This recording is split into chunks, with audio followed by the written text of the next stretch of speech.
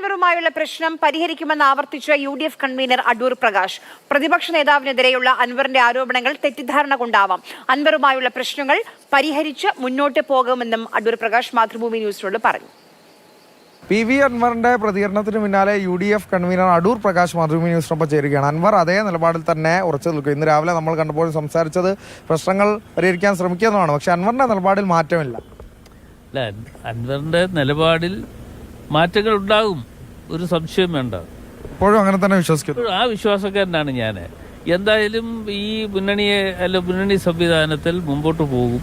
ആ പോകുന്ന അവസരം അല്പസ്വല്പ അസ്വാരസ്യങ്ങൾ ചിലപ്പോൾ ഉണ്ടായിക്കൂടായില്ല.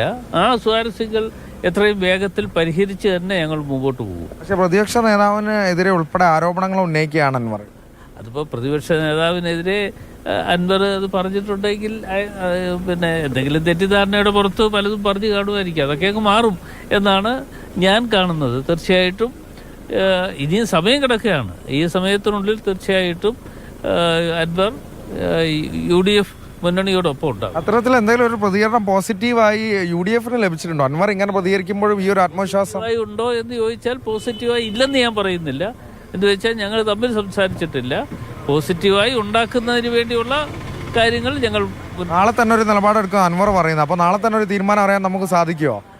തീർച്ചയായിട്ടും അത് നാളെയോ മറ്റന്നാളോ ഏതായാലും ദിവസങ്ങൾ നീട്ടിക്കൊണ്ട് പോകാതെ തന്നെ കാര്യങ്ങൾ പരിഹരിച്ചു. UDFനൊപ്പം തന്നെ അൻവർ ഉണ്ടാവും. UDF അങ്ങനെ മുന്നോട്ട് പോകും, ഒരു സംശയം വേണ്ട.